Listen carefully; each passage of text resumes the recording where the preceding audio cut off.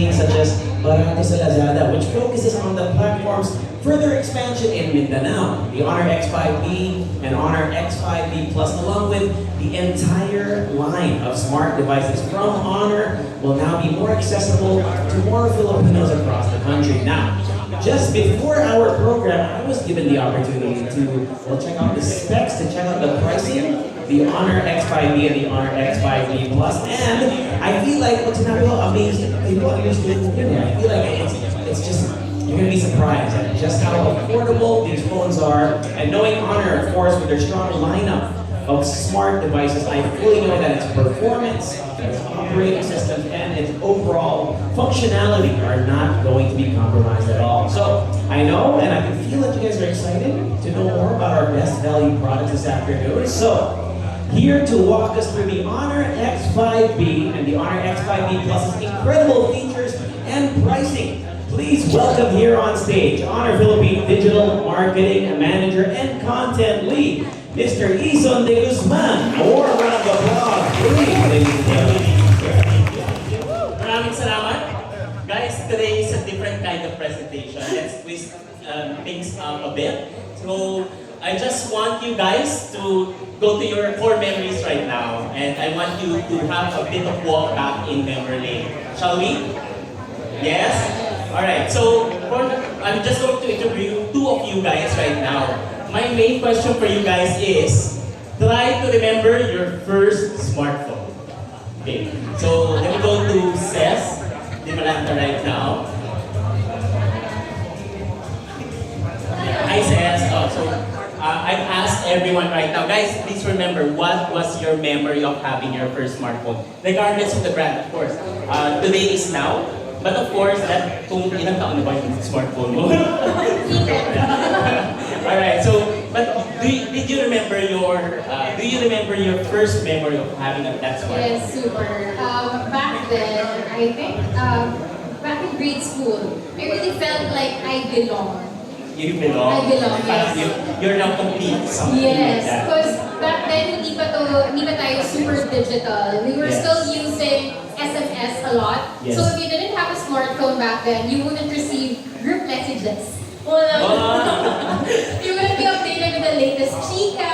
So Correct. for Yes. me, having a smartphone was like a key to those insider info and Okay. updates. And yeah, being connected But, as well. but how about the feeling of having that smartphone? I mean, in terms of emotions. Emotion, super happy. Super happy. Super duper happy. Alright, guys, nakaka-relate po kayo? Yes? Alright, we have one more. Thank you, Cez. Thank you so much. We'll ask one more person. Let's go to Ian. So, hindi ito lang po guys ha. We're just Hello. Ian, the question is on the screen. Do you remember your first smartphone, or what does it feel like yung nakuha mo yung una mong smartphone? Parang 2 years ago. Well, syempre excited at first and also amazed and wondering what this piece of tech can do at that Parang time. curiosity mo ba? Wow! Ang ganda yung feeling. Yes. But ano yung pinakauna mong ginawa? Or what were the struggles you had before? Yung ano ka? Cellular connectivity. Yeah, it's not even LTE yet eh. Nakaka-relate pa kayo guys? Right? Yes. Yeah. Okay. Baka na-unlock natin for memories ng iba masyado. Way back na. And then, memory. Alright. Pero overall, guys, the reason why I wanted to ask you this is that moment of getting your first smartphone is truly locked in your memory. Tama, di ba? Core memory. Thank you, Ian. Thank you so much. So with this one, do you remember the feeling, right? The joy, the delight, and maybe the excitement of having that first device. So, while we might all be enjoying that small nostalgic moment, or I unlock your nostalgic moment right now, I do want to emphasize that with the current smartphone owners right now, or especially the new ones, will have to face challenges. The stakes are now higher in terms of owning a smartphone. It's indeed a necessity. Owning a smartphone is a necessity today to be able to digitally communicate, reach, create, and most importantly, we need to create an impact. digitally. So meaning, unlike before, consumers are now must be equipped with the right smartphone foundation from the beginning. So simula pa lang dapat maganda yung foundation na. First and foremost is security. So this aspect is not a consideration, especially in entry-level smartphones. But I want you guys to have this empathy for them.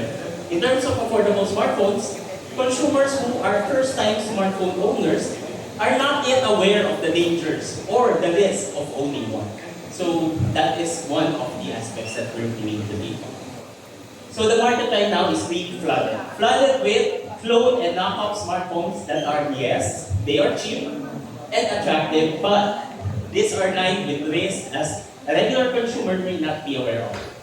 Many, or if not all, are installed with uncertified software that is not only updated with the latest security patches, but are also intended to harm the smartphone owners right off the bat.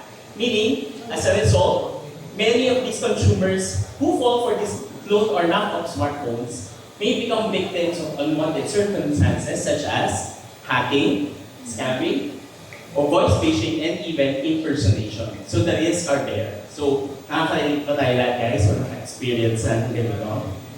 So, we want to provide better security with these new smartphones at an entry-level price. Second, we aim everyone to have a cultivating brand experience. Iba pa rin pag may sumama ka sa brand domain, branding, and also community. So many of you in our audience today are already part of our ever-growing online and digital communities catering to Honor fans and Honor smartphone users. So right now, we have more than almost 150,000 members online via our Honor Philippines official community group. A round of applause, guys. And thank you so much to Jen Ignacio, our community manager, for leading this project. Of course, this aims to be a forefront of cultivating a community aligned with the goals of the Honor Philippines in bridging and providing the best technology to many Filipinos.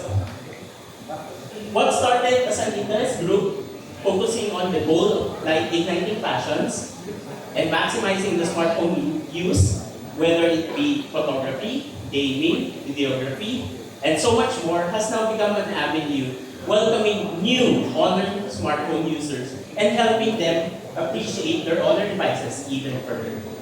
So, we all know that exploring and navigating our smartphone, if new, is very daunting or challenging. So, which is why a helping community is indeed welcome to guide you. Because they are also experienced and we want to share your experience. So make sure you're part of this growing community and to further maximize and unlock your Honor smartphone's potential. Lastly is the features. What we have today are two devices, despite the affordable price point, are designed to enable users to jumpstart their digital journey. Choose from two colors available for both Honor X5P and Honor X5P Plus. Ocean Blue, for the ones who are on the lookout for a light-looking and stylish users or stylish phones. Next is, we have the Midnight Black, having a textured back for additional grip. And of course, both the Honor X5P and the X5P Plus are equipped with the following: a large 5,200 mAh battery for all-day use, a large 90 Hz dynamic display for visual delight, and 8 GB of RAM with Honor Turbo RAM. As for storage, Honor X5P boasts a storage of 64 GB, while the Honor X5P Plus has 128 GB of storage. Moving on the camera, we have Honor X5P that has 13 megapixel AI dual camera, and Honor X5P Plus equipped with a 50 megapixel AI ultra-clear camera. Yes. So, the two smartphones will be the new entry-level devices of Honor, providing accessibility in having a branded phone or Honor smartphone for less than 4,000 or 5,000 pesos.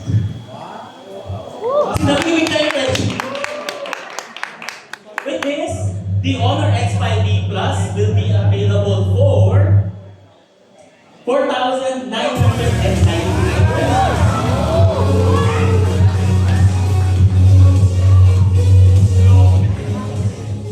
Honor X5B, on the other hand, is priced at 4,199 pesos. And guys, of course, as this launch is made possible through the partnership of Honor Philippines, partnership with Lazada Philippines, we are excited to announce that we are providing the Honor X5B at a much lower price.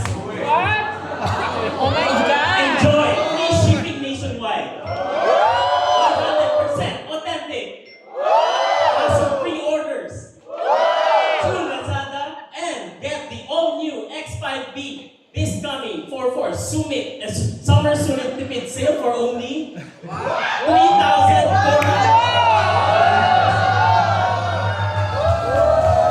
Oh my God! There's no way.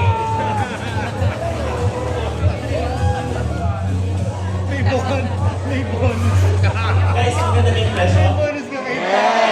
Once again, this is Izo and these are the newest budget-friendly smartphones from Honor Philippines, the Honor X5B and Honor X5B. Thank you.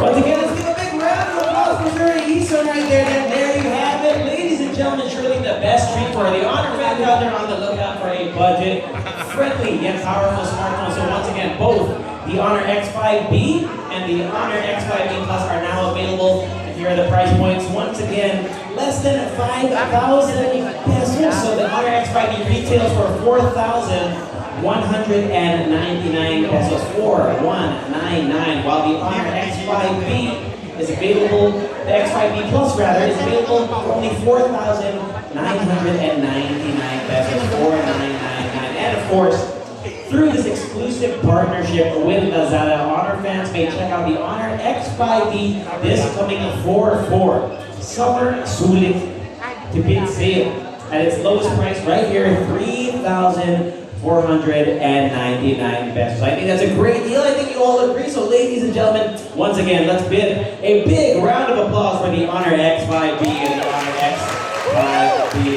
Plus. What a price, huh? So with that being said, we're nearing the end of our main program this afternoon, but once again, the festivities are far from over. Like I said, Honor knows how to throw a party. So at this point, allow me to invite everyone here once again to the front right here, our representatives both from Honor Philippines and Lazada Philippines for a commemorative photo op. So when I call you